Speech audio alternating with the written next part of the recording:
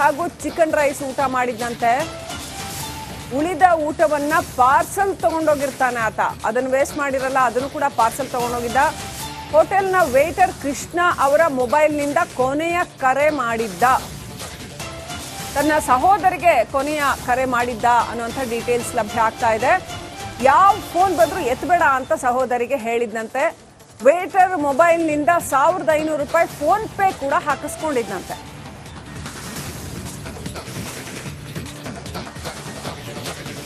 Okay, ಸಾರಿ, ವೇಟರ್ಗೆ ಹೇಳಿರ್ತಕ್ಕಂಥದ್ದು ಯಾರದೇ ಕಾಲ್ ಬಂದ್ರೂ receive ಮಾಡಬೇಡ ಅಂತ ವೇಟರ್ಗೆ ಹೇಳಿದ್ದು. ವೇಟರ್ ಫೋನಿಂದ 1500 ರೂಪಾಯಿ ಫೋನ್ ಪೇಯನ್ನು ತಾನು ಹಾಕಿಸ್ಕೊಂಡಿದ್ದ, ದುಡ್ಡು ಹಾಕಿಸ್ಕೊಂಡಿದ್ದ. ಯಾಕೆ ಅಂಥ ಪರಿಸ್ಥಿತಿ ಬಂದಿತ್ತು ಹಾಗಾದ್ರೆ? ಈ ರಾಜು ಕಪ್ನೂರ್ ಅಂಡ್ ಗ್ಯಾಂಗ್ ಈಗ ಆರೋಪ ಮಾಡ್ತಾ ಇರೋ ಹಾಗೆ 60 ಲಕ್ಷ ತಗೊಂಡಿದ್ದೆ ಹೌದಾದ್ರೆ ಯಾಕೆ 1500 ರೂಪಾಯಿ ವೇಟರ್ ಮೊಬೈಲಿಂದ ತಾನು ಫೋನ್ ಪೇ ಹಾಕಿಸ್ಕೊಳ್ಬೇಕಾಗಿರುವಂಥ ಅಗತ್ಯ ಯಾಕೆ ಬಂತು? ಆ ಹಣ ಎಲ್ಲಿ ಹೋಯ್ತು? 60 ಲಕ್ಷ ತಗೊಂಡಿದ್ದೆ ಹೌದಾದ್ರೆ ಆ 60 ಲಕ್ಷ ಹಣ ಎಲ್ಲಿ ಹೋಯ್ತು? ಏನೆಲ್ಲ ನಡೆದಿದೆ ಸಚಿನ್ ಪಾಂಚಾಳ್ ಮತ್ತು ರಾಜು ಕಪ್ನೂರ್ ಗ್ಯಾಂಗ್ ನಡುವೆ? ಏನೆಲ್ಲ ನಡೆದಿದೆ ಹಾಗಾದ್ರೆ? ಹಣದ ವ್ಯವಹಾರ ಯಾವ ಕಾರಣಕ್ಕೋಸ್ಕರ ಆಯ್ತು? ದೃಶ್ಯ ನೀವು ನೋಡ್ತಾ ಇದ್ರ, ಪೇಮೆಂಟ್ ಆಗಿರುವಂತಹ ದೃಶ್ಯ. ರಿಪಬ್ಲಿಕ್ ನಲ್ಲಿ ಎಕ್ಸ್ಕ್ಲೂಸಿವ್ ದೃಶ್ಯಗಳಿದು. 1500 ರೂಪಾಯಿ ಸಚಿನ್ ಪಾಂಚಾಳ್ ಮೊಬೈಲ್ಗೆ ಪೇಮೆಂಟ್ ಆಗಿರುವಂತಹ ದೃಶ್ಯ. ಏನು ಯೋಚನೆ ಮಾಡ್ತಾ ಇದ್ದ ಆ ಹೊತ್ನಲ್ಲಿ ಸಚಿನ್ ಪಾಂಚಾಳ್? ಆಲ್ಮೋಸ್ಟ್ ಡಿಸೈಡ್ ಮಾಡಿದ್ರ, ನಾನು ಆತ್ಮಹತ್ಯೆ ಮಾಡ್ಕೊಂಡ್ಬಿಡ್ಬೇಕು ಅಂತ ಡಿಸೈಡ್ ಮಾಡಿದ್ನಾ, ಅಥವಾ ಇಲ್ಲ ಬದುಕೋ ಹೋಪ್ ಏನಾದರೂ ಇತ್ತಾ, ಅಥವಾ ಎಲ್ಲಾದ್ರೂ ಹೋಗಿ ಬಚ್ಚಿಟ್ಕೊಳ್ಳೋ ಯೋಚನೆ ಮಾಡ್ತಾ ಇದ್ರಾ, ಅಥವಾ ಹೆಂಗೆ ಪರಿಹರಿಸೋದು ಈ ಸಮಸ್ಯೆನ ಅಂತ ಯೋಚನೆ ಮಾಡ್ತಾ ಇದ್ರಾ? ಹೇಳಕ್ಕಾಗಲ್ಲ, ಏನೇನು ನಡೀತು ಅಂತ ಹೇಳಕ್ಕಾಗಲ್ಲ. ತನಿಖೆಯ ನಂತರ ಅಷ್ಟೇ ಎಲ್ಲ ಮಾಹಿತಿಗಳು ಹೊರಬರಬೇಕಾಗತ್ತೆ. ಇಡೀ ಮರ್ಡರ್ ಚಕ್ರ ವ್ಯೂಹವನ್ನ ಬಯಲಿಗೆಳೆದಿದ್ದೆ ವೀಕ್ಷಕರೇ ನಿಮ್ಮ ರಿಪಬ್ಲಿಕ್. ಸಚಿನ್ ಆತ್ಮಹತ್ಯೆ ಹಿಂದೆ ಸಾಕಷ್ಟು ಕಾಣದ ಕೈಗಳಿವೆ, ಸಾಕಷ್ಟು ಇದರ ಹಿಂದೆ ಒಂದು ವ್ಯೂಹನೇ ಇದೆ ಅನ್ನೋದನ್ನ ಮತ್ತೆ ಮತ್ತೆ ಮೊದಲ ಬಾರಿಗೆ ಹೇಳಿದ್ದು ರಿಪಬ್ಲಿಕ್ ಕನ್ನಡ. ಈಗ ಆ ಕುರಿತಾದ ಎಕ್ಸ್ಕ್ಲೂಸಿವ್ ಡೀಟೇಲ್ಸ್ ನ ನಿಮ್ಮ ಮುಂದೆ ಇಡ್ತಾ ಇದ್ದೀವಿ. ಸಚಿನ್ ಬದುಕಿನ ಕೊನೆಯ ಕ್ಷಣದ ದೃಶ್ಯಗಳನ್ನ ಕೂಡ ನಿಮ್ಗೆ ತೋರಿಸ್ತಾ ಇದ್ದೀವಿ. ಒಂದು ದಿನದ ಹಿಂದಿನ ದೃಶ್ಯಗಳು. ಅನಂತರ ಆತ ಪತ್ತೆ ಆಗಿಲ್ಲ, ಆತ ಏನಾದ ಅನ್ನುವಂಥದ್ದು ಬೇರೆ ಯಾರಿಗೂ ಗೊತ್ತಾಗಿಲ್ಲ. ಡಿಸೆಂಬರ್ 26ನೇ ತಾರೀಕೇನೆ ಆತನ ಶವ ರೈಲ್ವೆ ಹಳಿ ಮೇಲೆ ಸಿಗತ್ತೆ. ಅನಂತರವೇ ಗೊತ್ತಾಗತ್ತೆ ಆತ ಆತ್ಮಹತ್ಯೆ ಮಾಡ್ಕೊಂಡಿದ್ದಾನೆ ಅಂತ. ತನ್ನ ಸಹೋದರಿಗೆ ಡಿಸೆಂಬರ್ 24ನೇ ತಾರೀಕು ಸಾಯಂಕಾಲ ಆ ಹೋಟೆಲ್ಗೆ ಬಂದಾಗ ಬಾರ್ನ ವೇಟರ್ ಏನಿದ್ದಾನೆ ಆತನ ಮೊಬೈಲ್ ಮೂಲಕ ಸಹೋದರಿಗೆ ಕರೆ ಮಾಡ್ತಾನೆ ಸಚಿನ್ ಪಾಂಚಾಳ್. ನೋಡಿ, ಬಿಲ್ ಪೇ ಮಾಡ್ತಾ ಇರುವಂತದ್ದು.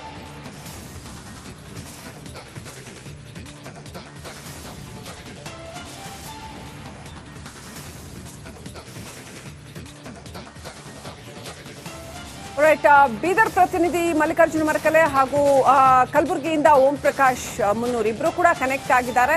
ಫಸ್ಟ್ ಬೀದರ್ಗೆ ಹೋಗೋಣ. ಮಲ್ಲಿಕಾರ್ಜುನ ಮರಕಲೆ, ಅಲ್ಲಿ 8:46ಕ್ಕೆ ಆತ ಬಾರ್ನಿಂದ ವಾಪಸ್ ಹೋಗಿರುವಂತದ್ದು, ಬಾರ್ಗೆ ಬಂದಿದ್ದು, ಅನಂತರ ಅಲ್ಲಿ ಫೋನ್ ಕಾಲ್ ಮಾಡಿದ್ದು, ಎಲ್ಲ ದೃಶ್ಯಗಳು ಲಭ್ಯ ಆಗಿದೆ ಅಂತ. ಅನಂತರ ಯಾರನ್ನಾದ್ರೂ ಸಂಪರ್ಕ ಮಾಡಿದ್ನ ಸಚಿನ್ ಪಾಂಚಾಳ್? ಸಹೋದರಿಗೆ ಕಾಲ್ ಮಾಡಿದಾಗ ಏನು ಹೇಳಿದ್ನಂತೆ? ಅವ್ರ ಕುಟುಂಬಸ್ಥರು ಏನ್ ಹೇಳ್ತಾರೆ? ಯಾವಾಗ ಆತ ಕಾಣೆ ಆಗ್ತಾನೆ? ಆತನ ಮನಸ್ಸಿನಲ್ಲಿ ಈ ತರ ಏನಾದ್ರು ಯೋಚನೆಗಳಿತ್ತ ಆತ್ಮಹತ್ಯೆ ಮಾಡ್ಕೊಳ್ಳುವಂಥದ್ದು? ಆತ ತನ್ನ ಕುಟುಂಬಸ್ಥರಿಗೆ ಯಾರಿಗಾದ್ರೂ ಹೇಳಿದ್ನಾ, ಇಲ್ಲ ನಾನು ಸೂಸೈಡ್ ಮಾಡ್ಕೊಂಡ್ಬಿಡ್ತೀನಿ ಈ ತರ ಏನಾದ್ರು ಹೇಳಿದ್ನಾ, ಅಥವಾ ಇಲ್ಲ ಈ ಸಮಸ್ಯೆನ ಎದುರಿಸ್ತೀನಿ ಅಂತ ಹೇಳಿದ್ನಾ? ಏನೆಲ್ಲ ನಡೆದಿರಬಹುದು ಮಲ್ಲಿಕಾರ್ಜುನ್ ಮರಕಲೆ?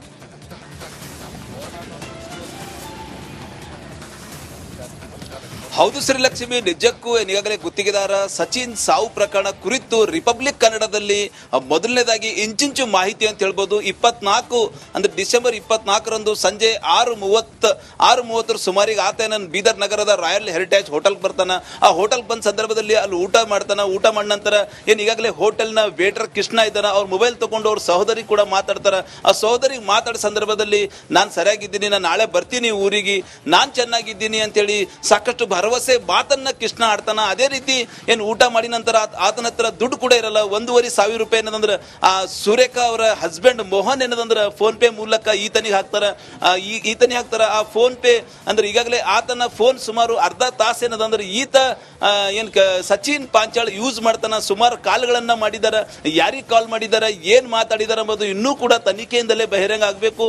ಆದ್ರೆ ಕುಟುಂಬಸ್ಥರಿಗೆ ಮಾತಾಡೋ ಸಂದರ್ಭದಲ್ಲಿ ನಾನು ಊರಿಗೆ ಬರ್ತೀನಿ, ನಾ ಚೆನ್ನಾಗಿದ್ದೀನಿ ಎಂಬುದು ಭರವಸೆ ಎಲ್ಲೋ ಒಂದ್ ಕಡೆ ಕೊಟ್ಟನ ಅಂತ ಹೇಳ್ಬೋದು. ಮತ್ತು ಕೊನೆ ಹೋಗೋ ಹೊತ್ತಿಗೆ ಏನು ಉಳಿದಂತ ಊಟ ಪಾರ್ಸಲ್ ಮಾಡ್ಕೊಂಡು ಹೋಗೋ ಹೊತ್ತಿಗೆ ಆ ವೇಟರ್ ಯಾರದೇ ಕಾಲ್ ಬಂದ್ರೆ ಏನದೊಂದು ಟೋಟಲ್ ರಿಸೀವ್ ಮಾಡಬೇಡ ಅಂತ ಹೇಳಿ ಆ ಮಾತು ಅಂದ್ರೆ ಆ ಮಾತು ಕೂಡ ಏನೋ ಕಿವಿ ಮಾತು ಕೂಡ ಹೇಳೋಗ್ತಾರ. ಅದ್ರ ಮರುದಿವ್ಸ 25 ಬೆಳಿಗ್ಗೆ ಅವ್ರ ಸಹೋದರಿ ಏನದಂದ್ರೆ ಅದೇ ನಂಬರ್ ಕಾಲ್ ಮಾಡ್ತಾರ. ಕಾಲ್ ಮಾಡಿ ನಮ್ದು ನೀವು ಯಾರು, ನಿಮ್ಮ ಫೋನಿಂದ ನಾವು ಫೋನ್ ಬಂತು, ನಮ್ದು ಸಚಿನ್ ಎಲ್ಲಿ ಅಂತ ಹೇಳಿ ಈ ರೀತಿ ಏನದ ಅಂದ್ರೆ ಅವ್ರ ಸಹೋದರಿಯರು ಆ ಒಂದು ವೇಟರ್ ಕೇಳಿನಾಗ ನಾ ಹಿಂಗ್ ಹೋಟೆಲಲ್ಲಿ ಕೆಲಸ ಮಾಡ್ತೀನಿ ಅಂತ ಹೇಳಿ ಭರವಸೆ ಕೊಡ್ತಾರ. ಅದೇ ಒಂದು 24ರಂದು ಏನ್ ಈಗಾಗಲೇ ಸಚಿನ್ ಅವ್ರ ಕುಟುಂಬಸ್ಥರಿಗೆ ಮಾತಾಡಿದ ಕೊನೆಯ ಕಾಲ್ ಅಂತ ಹೇಳ್ಬೋದು. ಮರುದಿವ್ಸ ಅವ್ರು ಕಾಲ್ ಮಾಡ್ತಾರೆ. ಅಂದ್ರೆ 24 ರಾತ್ರಿನೇ ಎಲ್ಲೋ ಒಂದ್ ಕಡೆ ಡೆತ್ ನೋಟ್ ಬರ್ದು 25ರಂದು ಡೆತ್ ನೋಟ್ ಏನದಂದ್ರೆ ಫೇಸ್ಬುಕ್ ಅಲ್ಲಿ ಅಪ್ಲೋಡ್ ಮಾಡಿ ಆತ ಏನದಂದ್ರೆ ಕಣ್ಮರೆ ಆಗ್ತಾನ. ಆ ಒಂದು 25ರ ಬೆಳಗ್ಗೆಯಿಂದಲೇ ಅವ್ರ ಕುಟುಂಬಸ್ಥರು ಆತನಿಗೆ ಹುಡುಕಾಟ ಮಾಡ್ತಾರ ಅಂತ ಹೇಳ್ಬೋದು. ಹೀಗಾಗಿ ಪ್ರತಿಯೊಂದು ಈಗಾಗಲೇ ಆ ಹೋಟೆಲ್ನ CC ಕ್ಯಾಮ್ರಾದಲ್ಲಿ ಪ್ರತಿಯೊಂದು ಆತ 6:27 ಒಳಗಡೆ ಬರ್ತಾನ. 7-8 ಮಲ್ಲಿಕಾರ್ಜುನ್ ಮರಕಲೆ, ಈ CCTV ಫುಟೇಜಸ್ ಏನ್ ಸಿಕ್ಕಿದೆಯಲ್ಲ, ಇದು ತನಿಖೆಗೆ ಯಾವ್ದಾದ್ರು ಹೊಸ ದಿಕ್ಕನ್ನ ಕೊಡುತ್ತಾ? ತನಿಖೆಗೆ ಹೇಗೆ ಸಹಕಾರಿ ಆಗ್ಬೋದು? ಅಥವಾ ಯಾವ್ದಾದ್ರು ಟರ್ನ್ಸ್ ಅಂಡ್ ಟ್ವಿಸ್ಟ್ ಇದ್ರ ಮೂಲಕ ಉಂಟಾಗುತ್ತಾ? ತನಿಖೆ ಮೇಲೆ ಏನ್ ಪರಿಣಾಮ ಉಂಟಾಗ್ಬೋದು?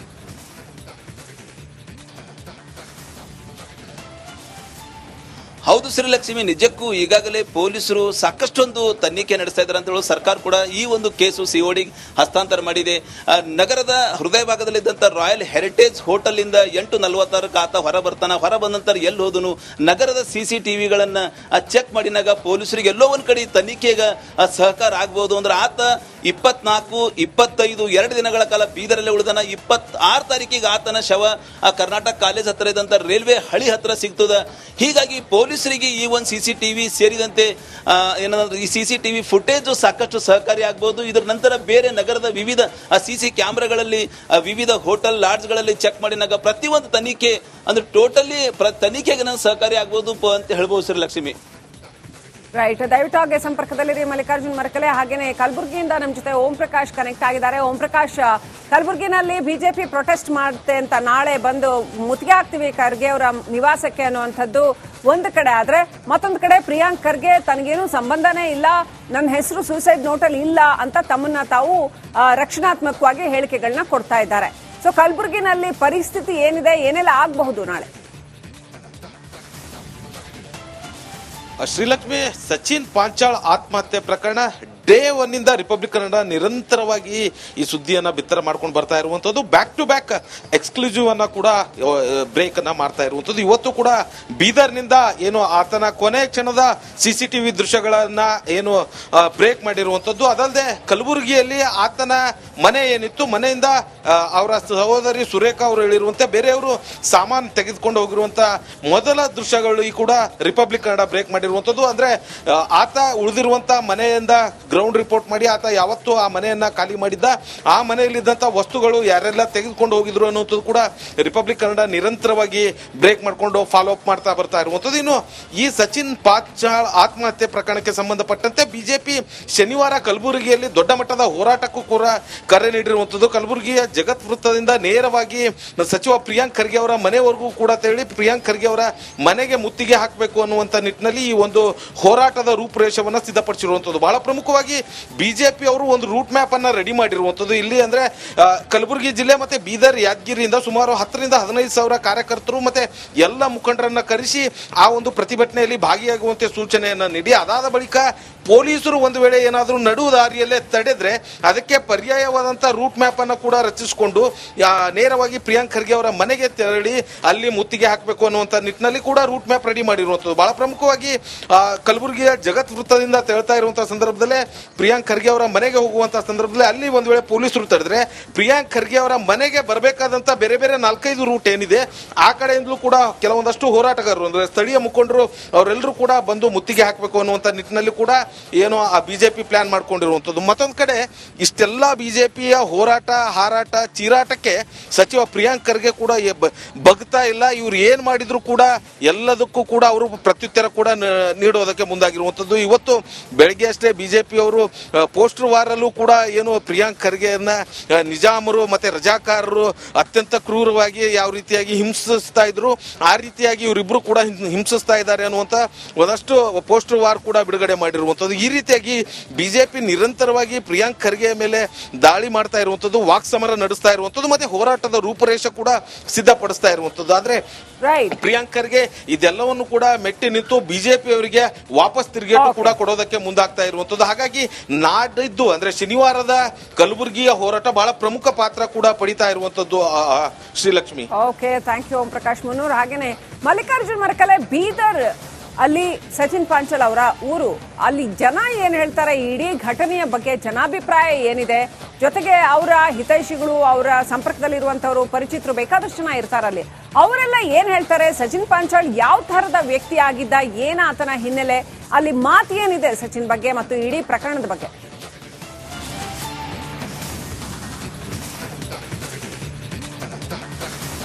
ಓಕೆ, ಸಂಪರ್ಕ ಸಾಧ್ಯ ಆಗ್ತಾ ಇಲ್ಲ.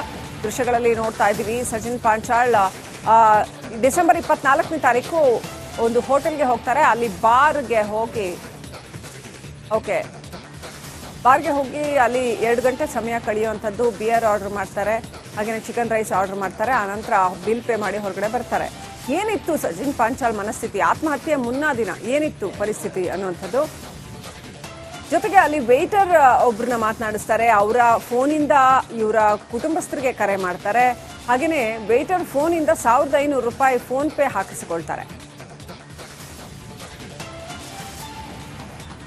ಗುತ್ತಿಗೆದಾರ ಸಚಿನ್ ಸಾವು ಪ್ರಕರಣ ಕುರಿತು ರಿಪಬ್ಲಿಕ್ ಕನ್ನಡದಲ್ಲಿ ಇಂಚ್ ಇನ್ಸೈಡ್ ಸ್ಟೋರಿ ನಾವು ಕೊಡ್ತಾ ಇದ್ದೀವಿ ಅಂತ ಹೇಳ್ಬೋದು.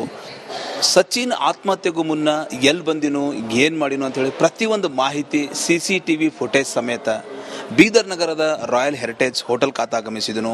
ಇದೇ ಒಂದು ಕ್ಯಾಬಿನ್ 12 ನಂಬರ್ದಲ್ಲಿ ಆತ ಏನದಂದ್ರೆ ಕುಂತು ಊಟ ಮಾಡಿ ಡ್ರಿಂಕ್ ಮಾಡಿ ಇಲ್ಲಿಂದ ಏನದಂದ್ರೆ ಆತ ಹೋಗ್ತಾನೆ. ಆತನಿಗೆ ಈಗಾಗಲೇ ಏನು ಊಟ ಇರ್ಬೋದು, ಪ್ರತಿಯೊಂದು ಫುಡ್ ಸಪ್ಲೈ ಮಾಡಿದಂಥ ಆ ಹೋಟೆಲ್ನ ಕೃಷ್ಣ ನಮ್ಮ ಜೊತೆ ಇದ್ದಾರೆ.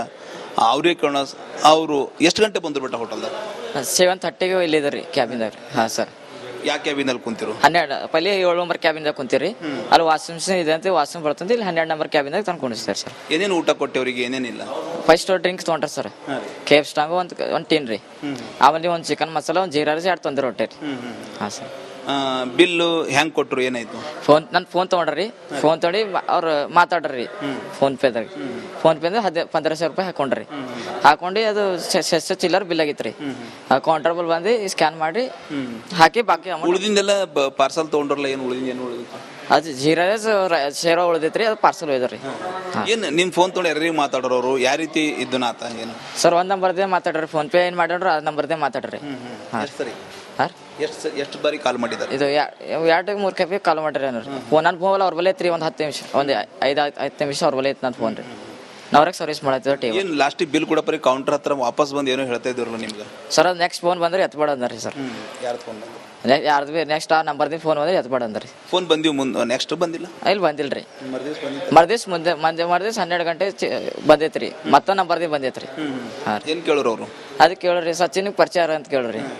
ನಂಗೆ ಪರಿಚಯ ಇಲ್ರಿ, ರಾಯಲ್ ಹೆರಿಟೇಜ್ ಬಾರಿ ರೆಸ್ಟೋರೆಂಟ್ ಬಂದಿರಿ, ಅಲ್ಕೊಂಡು ಊಟ ಮಾಡಿ ಬಾಕಿ ಅಮೌಂಟ್ ಕ್ಯಾಶ್ ಹೋಯ್ದಾರ ಅಂತ ಹೇಳಿದ್ರಿ. ಹಾಂ ರೀ. ಅಂದ್ರೆ ಟೋಟಲಿ 6:27 ಒಳಗಡೆ ಬರ್ತಾರ, ಆ ನಂತರ ಊಟ ಮಾಡ್ತಾನೆ. ಎಷ್ಟು ಗಂಟೆ ಹೊರಗಡೆ ಹೋದ್ರು? 8:45 ಹೊರಗೆ ಹೋಗಿರಿ. ಏನು ಹೇಳ್ತಾ ಇದ್ರು, ಯಾವ ರೀತಿ ಇತ್ತು, ಏನೋ ಟೆನ್ಷನ್ದಾಗಿದ್ದು? ಅದು ನಮ್ಗೆ ಏನು ಬೇಡ ಸರ್ ಅವ್ರದ್ದು. ಹಾಂ ಸರ್. ಅಂದ್ರೆ ಟೋಟಲಿ ಊಟ ಗಿಟ ಮಾಡಿ ಬಿಲ್ ಏನಾದ್ರು ನಿಮ್ದೇ ಫೋನ್ ಪೇ ಹಾಕ್ಸಿ ನನ್ನ ಫೋನ್ ಪೇ ಫೋನನ್ನು ಯೂಸ್ ಮಾಡಿ ಮುಂದೆ ಯಾರ್ದು ಫೋನ್ ಎತ್ಬೇಡ ಅಂತ? ಹಾಂ, 2 ಫೋನ್ ಬರ್ತದೆ, ಎತ್ಬಿಡೋದು ಹೋಗೇನ್ರಿ. ಸೊ ಇದು ಏನು ಹೋಟೆಲ್ನ ಏನು ವೇಟರ್ ಇದ್ದಾರೆ ಕೃಷ್ಣ ಅವ್ರ ಮಾತು ಅಂತ ಹೇಳ್ಬೋದು. ಇದೇ ಒಂದು ಹೋಟೆಲ್ದಲ್ಲಿ ಇದೇ ಕ್ಯಾಬಿನ್ದಲ್ಲಿ ಕುಂತು ಏನದಂದ್ರೆ ಊಟ ಮಾಡಿ ಆಗೋತೇನದು, ಇದೇ ಕ್ಯಾಬಿನ್ದಲ್ಲಿ ಕುಂತು ಊಟ ಮಾಡಿ ಅನ್ನೋದಂದ್ರೆ ಉಳಿದು ಊಟ ಕೂಡ ಪಾರ್ಸಲ್ ಹೋಯ್ತಾರ.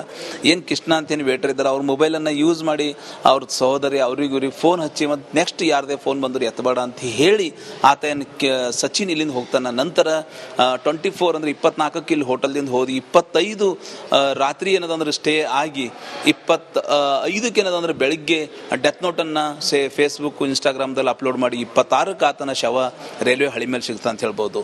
ಕ್ಯಾಮ್ರಾ ಪರ್ಸನ್ ಭರತ್ ಜೊತೆ ನಾನು ಮಲ್ಲಿಕಾರ್ಜುನ್ ಮರಕಲೆ, ರಿಪಬ್ಲಿಕ್ ಕನ್ನಡ, ಬೀದರ್.